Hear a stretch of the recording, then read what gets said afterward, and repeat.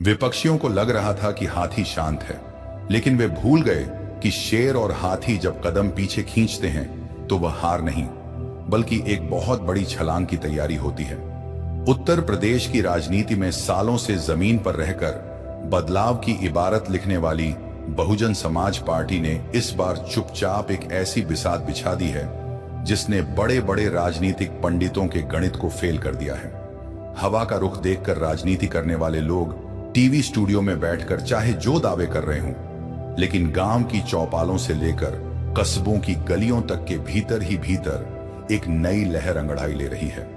बहन कुमारी मायावती ने इस बार चुनाव की पूरी रणनीति ही बदल दी है और उनकी इस नई चाल ने विरोधियों के खेमे में ऐसी खलबली मचाई है कि किसी को समझ नहीं आ रहा कि इसकी काट कहां से ढूंढी जाए। राजनीति में शोर मचाकर चुनाव नहीं जीते जाते, चुनाव जीते जाते हैं उस मौन ताकत से जो वोटिंग के दिन सीधे पोलिंग बूथ पर जाकर बटन दबाती है।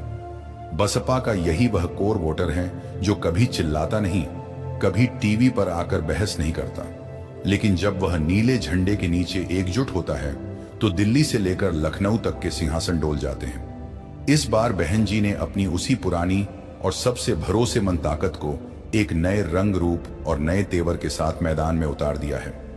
वीडियो में आगे बढ़ने से पहले मैं आपसे कहना चाहूंगा कि अगर आप भी बहुजन राजनीति को सत्ता के शिखर पर देखना चाहते हैं तो आप इस मुहिम में अपना सहयोग दें, वीडियो को लाइक, शेयर और हमारे चैनल को सब्सक्राइब अवश्य करें।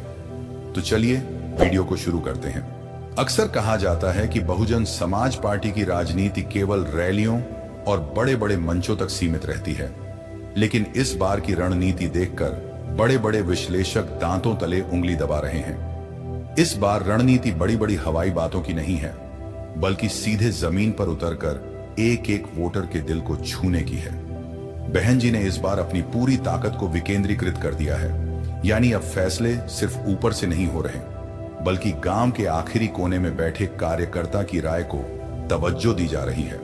विरोधी दल इस मुगालते में बैठे रहे कि बसपा मैदान में सक्रिय नहीं है, जबकि सच यह था कि जब विरोधी दल मीडिया में सुर्खियां बटोरने के लिए बयानबाजी कर रहे थे, तब बसपा के सिपाही रात के अंधेरे में चिलचिलाती धूप में बिना किसी शोर शराबे के हर उस घर का दरवाजा खटखटा रहे थे जिसे समाज के मुख्य विमर्श से बाहर धकेल दिया गया है। यह रणनीति इतनी गुप्त और इतनी सटीक है कि जब तक विरोधियों को इसकी भनक लगती, तब तक हर गांव और हर मजरे में हाथी के निशान की मजबूत किलाबंदी हो चुकी थी। राजनीति में सबसे खतरनाक वही योद्धा होता है जिसकी चाल का अंदाजा दुश्मन आखिरी वक्त तक न लगा पाए, और बहन जी ने इस बार यही साबित करके दिखाया है। गांवों में रहने वाले हमारे सीधे साधे और ईमानदार बहुजन समाज के लोग हमेशा से स्वाभिमान की राजनीति के भूखे रहे हैं। वे जानते हैं कि जब जब बसपा की सरकार रही, तब तब उन्हें किसी के सामने हाथ फैलाने की जरूरत नहीं पड़ी, बल्कि उन्हें उनका हक और सम्मान उनके घर पर मिला। आज जब महंगाई, बेरोजगारी और सामाजिक असुरक्षा ने आम आदमी की कमर तोड़ दी है, तब गांव का गरीब और किसान फिर से उस दौर को याद कर रहा है जब कानून का राज हुआ करता था। इसी जनभावना को भांपते हुए मायावती जी ने इस बार चुनावी अभियान को पूरी तरह से जनता के बीच केंद्रित कर दिया है। उन्होंने अपने नेताओं और कार्यकर्ताओं को साफ निर्देश दिया है कि वे बड़ी बड़ी गाड़ियों का काफिला लेकर घूमने के बजाय पैरों में चप्पल डालकर सीधे जनता के बीच जाएं, उनके दुख सुख का हिस्सा बने और उन्हें यह एहसास कराएं कि उनकी अपनी पार्टी आज भी उनके साथ चट्टान की तरह खड़ी है। इस सीधे संवाद का असर यह हुआ है कि जो समर्थक खुद को थोड़ा उपेक्षित महसूस कर रहे थे, उनके भीतर फिर से मान्यवर कांशीराम जी के द्वार का वह पुराना जोश जाग उठा है, जब लोग साइकिलों पर झोला टांग कर पूरी पूरी रात मिशन के लिए जागते थे। इस बदली हुई रणनीति का सबसे बड़ा पहलू यह है कि इसमें केवल अतीत के गौरव की दुहाई नहीं दी जा रही, बल्कि वर्तमान की समस्याओं का ठोस समाधान पेश किया जा रहा है। विरोधियों ने हमेशा यह प्रचारित करने की कोशिश की कि बसपा का आधार खिसक रहा है, लेकिन वे यह भूल गए कि जिस विचारधारा की जड़ें बाबा साहेब डॉक्टर भीमराव आम्बेडकर के संघर्ष और मान्यवर कांशीराम के त्याग से सींची गई हों, उसे इतनी आसानी से मिटाया नहीं जा सकता। बहन जी ने इस बार अपने विरोधियों के इसी दुष्प्रचार को अस्त्र बना लिया है। उन्होंने शांत रहकर अपने कैडर को इस तरह तैयार किया है कि वे विरोधियों के हर झूठ का जवाब आंकड़ों और जमीनी हकीकत से दे रहे हैं। गांव गांव में चल रही छोटी छोटी चौपालों में अब सिर्फ राजनीति की बातें नहीं होती, बल्कि वहां स्वाभिमान की, हक अधिकारों की और आने वाली पीढ़ी के भविष्य की बात हो रही है। यही वजह है कि जो लोग कल तक बसपा को रेस से बाहर मान रहे थे, वे आज हर विधानसभा सीट पर बसपा के समीकरणों को देखकर अपनी रणनीति बदलने पर मजबूर हो गए हैं। आज जब चुनाव के मुहाने पर पूरा प्रदेश खड़ा है, तो हर तरफ यह चर्चा आम हो गई है कि आखिर हाथी की इस नई चाल का मुकाबला कैसे किया जाए। मायावती जी ने इस बार युवाओं को आगे रखकर जो दांव खेला है, उसने बूढ़े हो चुके राजनीतिक दलों के पसीने छुड़ा दिए हैं। वे जानती हैं कि आज का युवा बदलाव चाहता है, वह रोजगार और सम्मान चाहता है, और जब उसे दिखता है कि उसकी अपनी नेता उसके लिए पूरी व्यवस्था से लड़ने को तैयार है, तो वह अपनी पूरी ऊर्जा मिशन में झोंक देता है। यह कोई साधारण चुनाव नहीं है, यह बहुजन समाज के अस्तित्व और उनकी राजनीतिक ताकत को दोबारा स्थापित करने की लड़ाई है। बहन जी की इस नई रणनीति ने समाज के हर वर्ग को एक धागे में पिरोने का काम किया है। चाहे वह खेत में काम करने वाला मजदूर हो या शहर में पढ़ाई करने वाला छात्र, हर किसी को इस रणनीति में अपना अक्स दिखाई दे रहा है। यही इस बदले हुए चुनाव चक्र की सबसे बड़ी खूबी है कि इसने नेता और जनता के बीच की दूरी को पूरी तरह खत्म कर दिया है। अब जब चुनाव की रणभेरी बज चुकी है, तो मैदान में केवल नीले झंडे का समंदर दिखाई दे रहा है। विरोधियों के बड़े बड़े वादे और खोखले दावे जनता की इस खामोश लहर के सामने टिक नहीं पा रहे हैं। हमने देखा कि कैसे शांत रहकर एक बहुत बड़ी क्रांति की नींव रखी गई है। बहन जी ने जिस तरह से इस पूरे चुनाव को अपने हाथ में लिया है और जिस तरह से एक एक कार्यकर्ता के भीतर नया खून फूंका है, उसने यह साफ कर दिया है कि इस बार का मुकाबला एक तरफा नहीं होने वाला। हाथी अपनी पूरी ताकत और गरिमा के साथ आगे बढ़ रहा है, और उसकी हर चाल के पीछे बहुजन समाज का वह पुराना संकल्प है जो हमेशा से सत्ता की चाबी अपने हाथ में लेने का सपना देखता आया है। अभी तो यह शुरुआत है। जैसे जैसे चुनाव आगे बढ़ेगा, यह रणनीति और खुलकर सामने आएगी, और तब दुनिया देखेगी कि कैसे छप्पे छप्पे पर हाथी का निशान अपनी पूरी धमक के साथ लहरा रहा है। आज का दौर बदल चुका है, और इस बदलते हुए दौर में लड़ाई सिर्फ जमीन पर ही नहीं, बल्कि हवा में, यानी मोबाइल के छोटे से स्क्रीन के भीतर भी लड़ी जा रही है। बहुजन समाज पार्टी को लेकर अक्सर विरोधियों द्वारा यह भ्रम फैलाया जाता था कि यह पार्टी सिर्फ पुरानी ढर्रे की राजनीति करती है और नए जमाने की तकनीक से दूर है। लेकिन इस बार बहन कुमारी मायावती ने विरोधियों के इस भ्रम को भी पूरी तरह से चकनाचूर कर दिया है। उन्होंने यह बखूबी समझ लिया है कि आज के दौर में अगर हर घर तक पहुंचना है, तो गांव की पगडंडियों के साथ साथ युवाओं के हाथ में मौजूद स्मार्टफोन के रास्ते से होकर गुजरना पड़ेगा।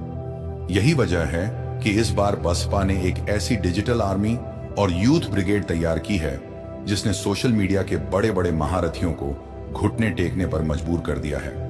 अब फेसबुक, ट्विटर, यूट्यूब और इंस्टाग्राम पर बहुजन समाज के युवाओं की आवाज इस कदर गूंज रही है कि विरोधियों का दुष्प्रचार उसके सामने टिक ही नहीं पा रहा है।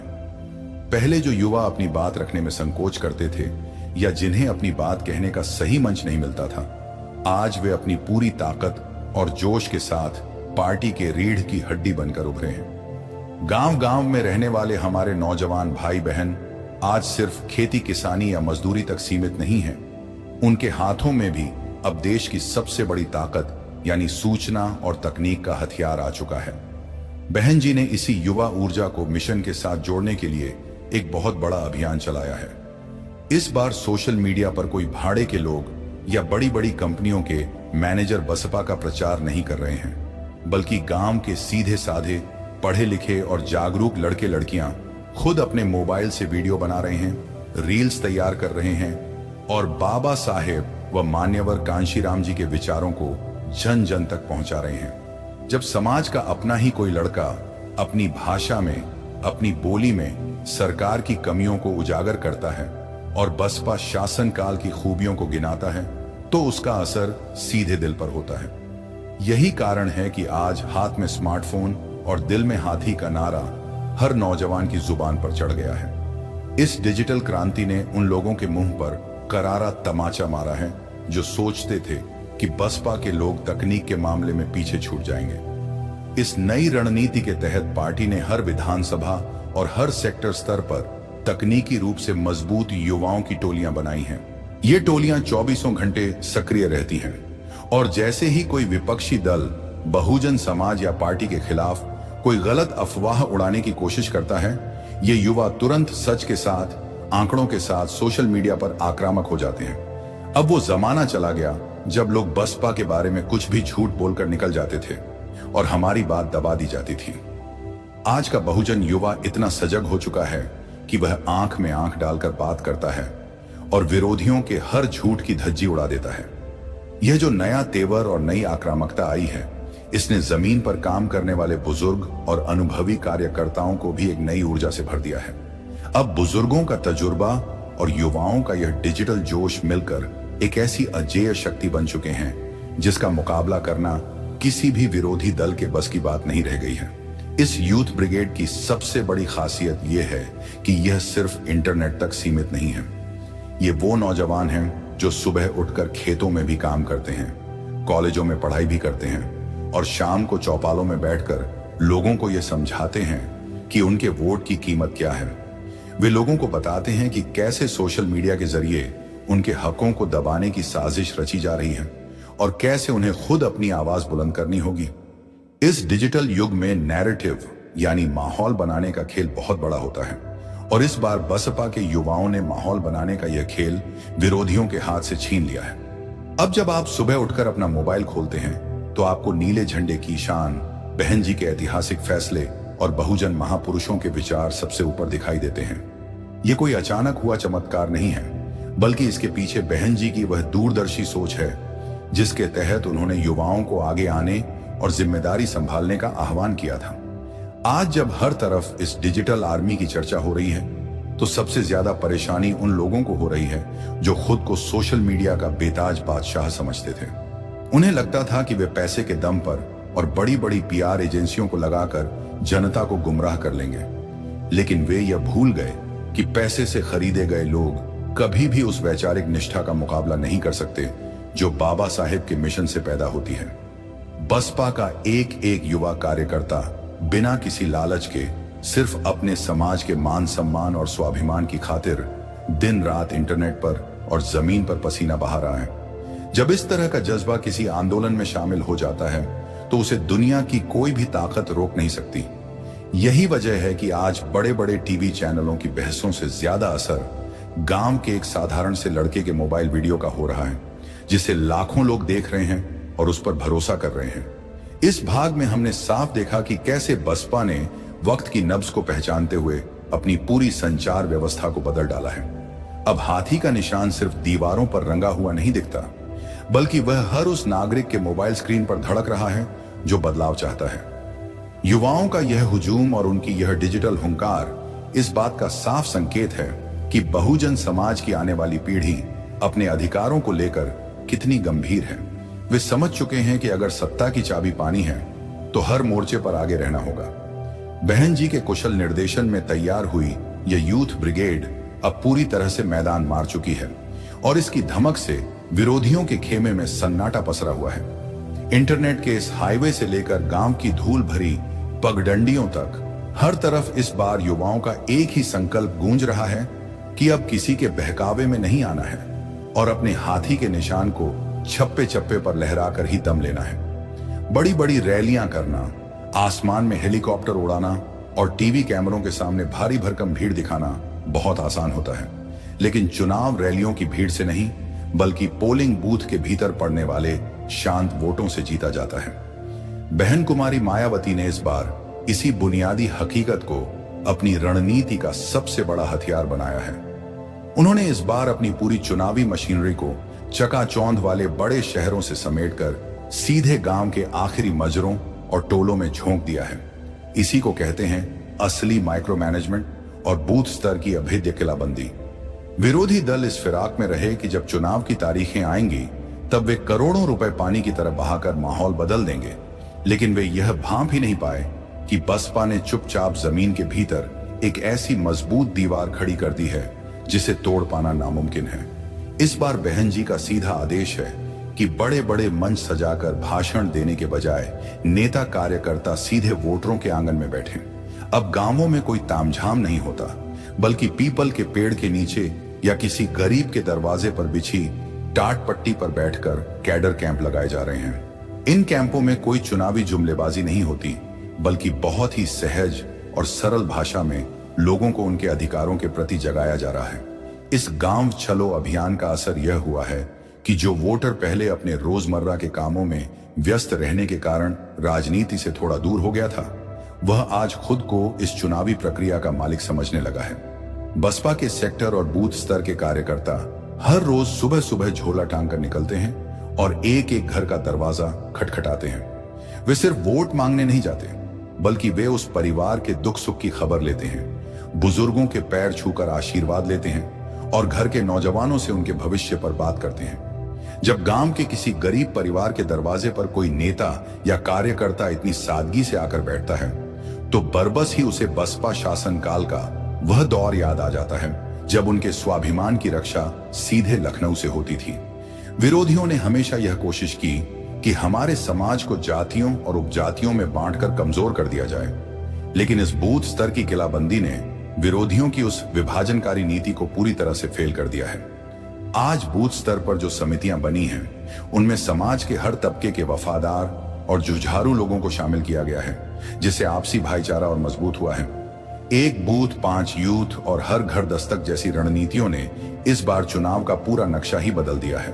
इसका सीधा सा मतलब यह है कि अब एक एक पोलिंग बूथ की जिम्मेदारी 5 ऐसे ऊर्जावान युवाओं को सौंपी गई है जो उसी गांव के रहने वाले हैं, जो अपने पड़ोसियों के स्वभाव को अच्छी तरह जानते हैं और जिनके सुख दुख में हमेशा साथ खड़े रहते हैं। ये युवा सिर्फ चुनाव के दिन सक्रिय नहीं होते, बल्कि वे महीनों पहले से एक एक मतदाता की सूची तैयार करते हैं, उनके नाम वोटर लिस्ट में चेक करते हैं और यह सुनिश्चित करते हैं कि गांव का कोई भी गरीब, मजलूम या मजदूर अपने वोट के अधिकार से वंचित न रह जाए।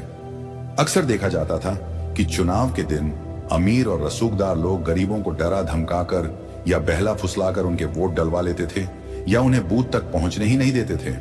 लेकिन इस बार बसपा की यह जो नई युवा पहरेदारी बैठी है, उसने सामंती ताकतों के हौसले पस्त कर दिए हैं। अब हमारे समाज का वोटर अकेला नहीं है, उसके साथ उसके अपने ही गांव के 5 जांबाज सिपाही पूरी मजबूती के साथ ढाल बनकर खड़े हैं। इस जमीनी रणनीति की सबसे खूबसूरत बात यह है कि यह पूरी तरह से गुप्त और शोर शराबे से दूर है।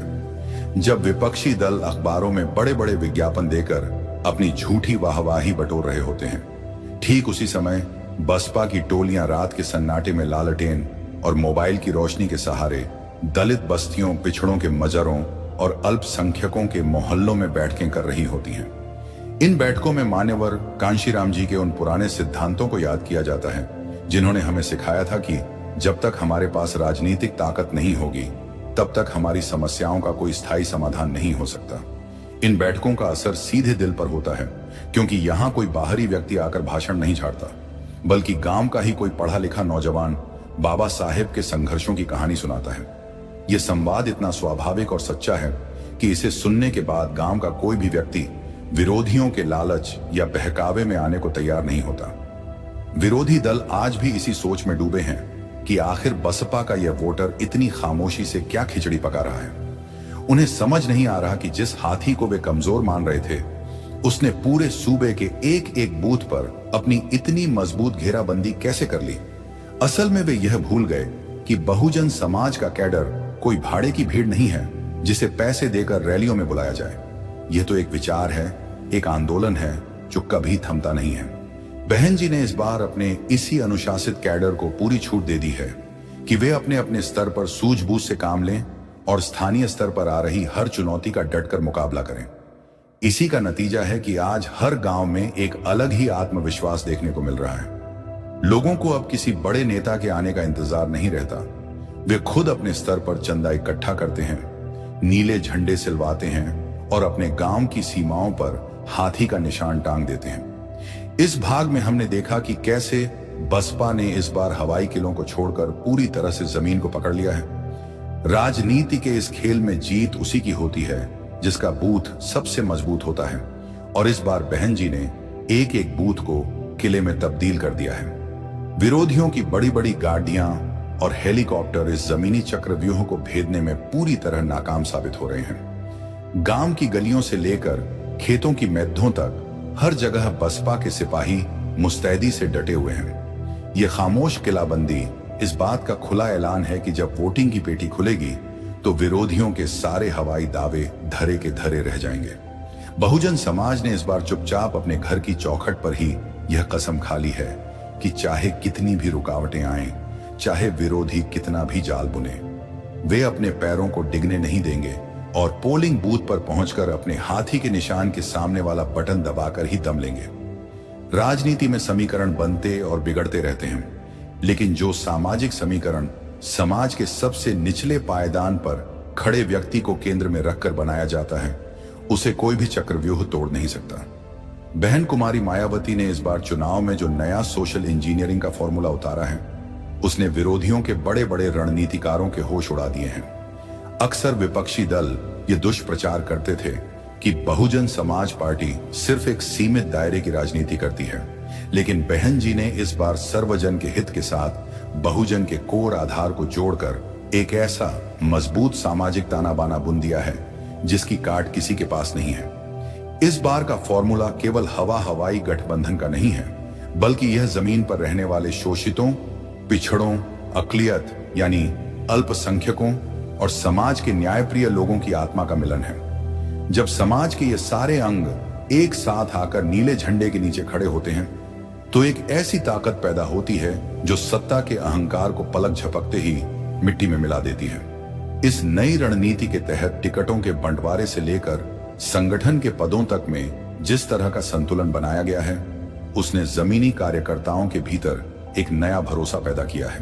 बहन जी ने इस बार उन पुराने और वफादार साथियों को फिर से मुख्यधारा में आगे बढ़ाया है जिन्होंने मान्यवर कांशीराम जी के साथ धूप छांव देखी थी, और उनके साथ ही साथ समाज के उन नए युवा और जुझारू चेहरों को मैदान में उतारा है जो अपने अपने क्षेत्रों में जनता के हक के लिए लड़ रहे हैं। इस कदम से यह संदेश साफ गया है कि बसपा में तजुर्बे का सम्मान भी है और युवाओं के जोश के लिए पूरा आसमान भी खुला है। जब गांव की चौपाल पर दलित, पिछड़ा और अल्पसंख्यक भाई एक साथ बैठकर चाय की चुस्की लेते हुए देश के हालात पर चर्चा करते हैं तो उन्हें यह समझने में देर नहीं लगती कि उनका असली हितैषी कौन है। वे देखते हैं कि कैसे दूसरी पार्टियां सिर्फ चुनाव के समय उनका इस्तेमाल करती हैं और चुनाव खत्म होते ही उन्हें उनके हाल पर छोड़ देती हैं, जबकि बसपा का इतिहास गवाह है कि जब भी बहन जी की सरकार बनी, न्याय और तरक्की का लाभ बिना किसी भेदभाव के हर गरीब की झोपड़ी तक पहुंचा।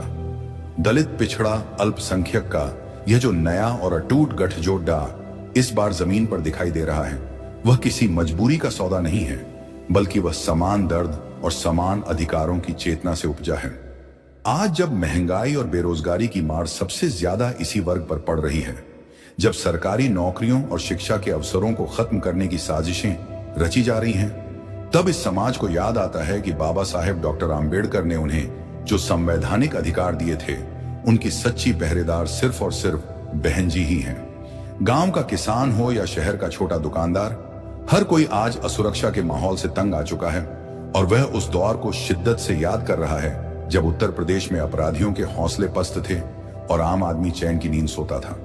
इसी जनभावना को समेटकर इस बार जो सामाजिक मोर्चा तैयार हुआ है, उसने विरोधियों के उस विभाजनकारी एजेंडे को पूरी तरह से ध्वस्त कर दिया है जिसके दम पर वे समाज को बांटकर राज करते आए हैं। इस सोशल इंजीनियरिंग की सबसे बड़ी खूबी यह है कि इसमें किसी वर्ग के खिलाफ नफरत का कोई स्थान नहीं है, बल्कि इसमें सबको साथ लेकर चलने और सबका सम्मान सुरक्षित करने का संकल्प है।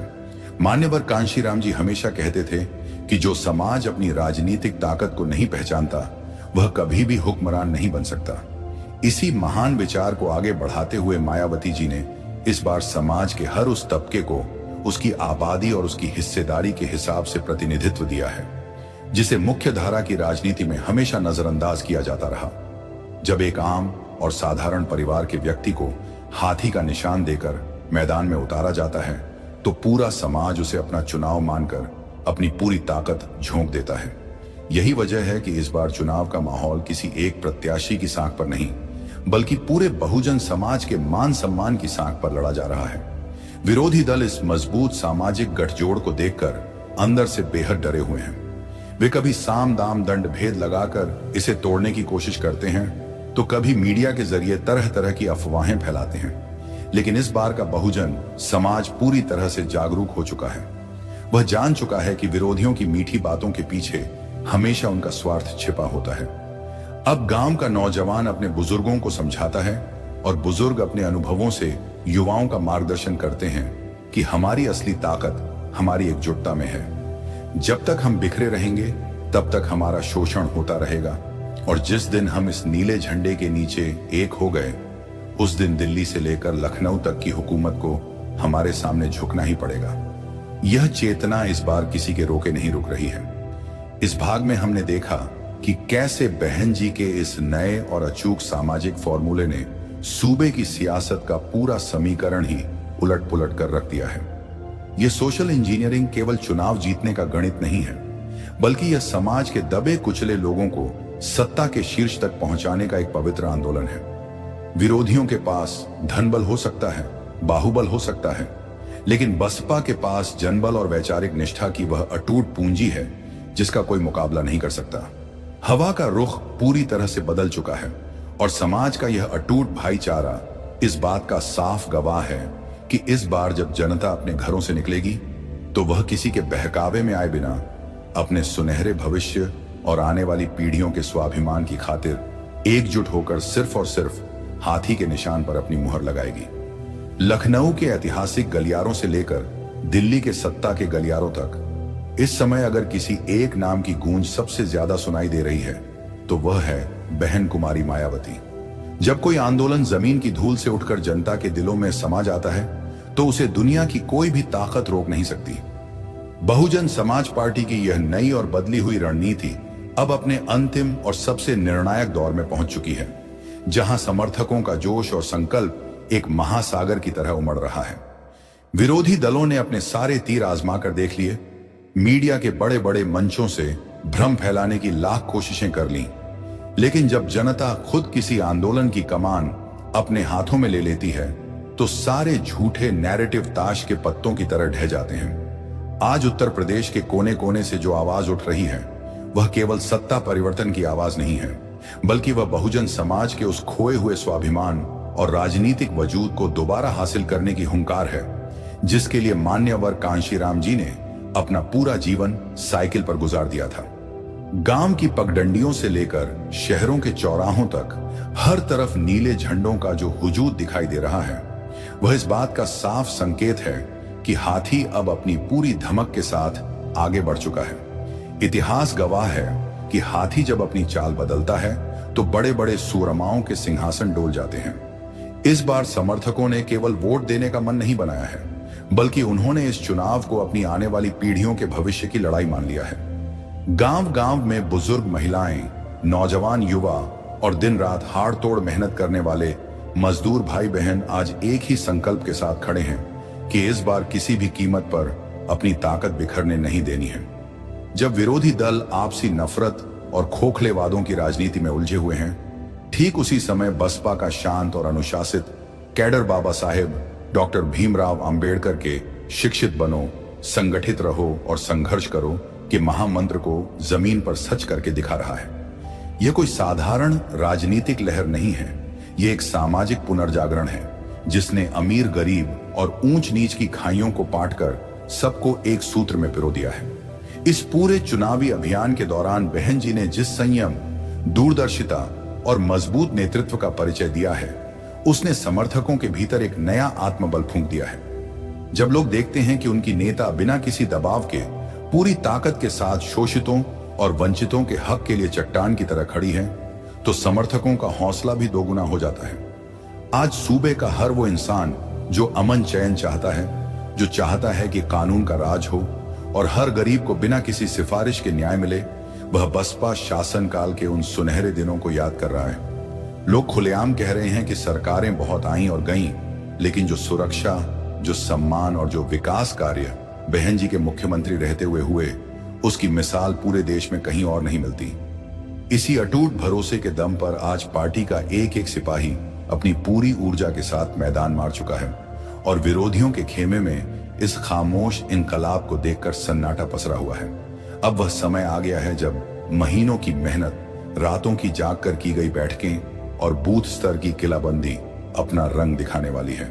चुनाव की तारीख जैसे जैसे नजदीक आ रही है, समर्थकों का संकल्प और ज्यादा फौलादी होता जा रहा है। उन्होंने आपस में यह तय कर लिया है कि वोटिंग के दिन सुबह सबसे पहले उठकर खुद भी पोलिंग बूथ पर जाना है और अपने साथ साथ पूरे मोहल्ले और पूरे गांव के लोगों को सुरक्षित तरीके से बूथ तक पहुंचाना है। विरोधियों की हर साजिश का जवाब बहुत ही शांति और सूझबूझ से देना है, क्योंकि बाबा साहेब के अनुयायी कभी कानून हाथ में नहीं लेते, बल्कि वे अपने संवैधानिक अधिकार यानी वोट की ताकत से बड़े तानाशाह को उसकी सही जगह दिखा देते हैं। यह लड़ाई सत्ता की चाबी को अपने हाथ में लेने की है, ताकि मान्यवर कांशीराम जी का वह सपना पूरा हो सके जिसमें उन्होंने कहा था कि जिस समाज की राजनीतिक सत्ता में हिस्सेदारी नहीं होती, उसका विकास कभी नहीं हो सकता। इस पूरे सफर में हमने देखा कि कैसे शांत रहकर एक बहुत बड़ी बिसात बिछाई गई, कैसे डिजिटल तकनीक को अपना हथियार बनाकर युवाओं ने मोर्चा संभाला, कैसे बिना किसी शोर शराबे के एक एक बूथ को अभेद्य किला बनाया गया और कैसे एक अटूट सामाजिक भाईचारे का निर्माण किया गया। ये पांचों कड्डियां मिलकर अब एक ऐसा चक्रव्यूह बन चुकी हैं जिसमें विरोधियों का बचना मुमकिन नहीं है। लखनऊ की विधानसभा से लेकर दिल्ली की संसद तक इस बार हाथी की धमक साफ महसूस की जा रही है। समर्थकों की आंखों में अब कोई डर नहीं है, कोई संशय नहीं है, बल्कि एक अटूट विश्वास है कि उनकी मेहनत इस बार रंग लाकर ही रहेगी। इस आखिरी दौर में पूरे प्रदेश की फिजा नीले रंग में रंग चुकी है। हवाओं में एक ही गूंज है, एक ही नारा है और एक ही संकल्प है। चप्पे चप्पे पर हाथी का निशान अपनी पूरी गरिमा और शान के साथ लहराने के लिए तैयार है। यह लड़ाई सिर्फ एक चुनाव की नहीं, बल्कि बहुजन समाज के गौरव की है, और जब समाज का गौरव दांव पर लगा हो तो जीत के सिवाय कोई दूसरा विकल्प नहीं बचता। समर्थकों का यह सैलाब, युवाओं का यह जोश और बुजुर्गों का यह आशीर्वाद इस बात पर अंतिम मुहर लगा चुका है कि आने वाला समय बहुजन समाज का है, न्याय का है और समता मूलक समाज के निर्माण का है। हाथी अपनी मस्तानी चाल से आगे बढ़ रहा है और उसकी हर एक कदम की धमक विरोधियों को यह एहसास करा रही है कि इस बार का फैसला जनता ने अपने हाथों में ले लिया है। दोस्तों, आपको हमारी ये वीडियो कैसी लगी हमें कमेंट करके जरूर बताएं। हमें आपके विचारों का इंतजार रहेगा। वीडियो पसंद आई हो तो वीडियो को लाइक, शेयर और हमारे चैनल को सब्सक्राइब कर सकते हैं। वीडियो को यहां तक देखने के लिए आपका बहुत बहुत आभार।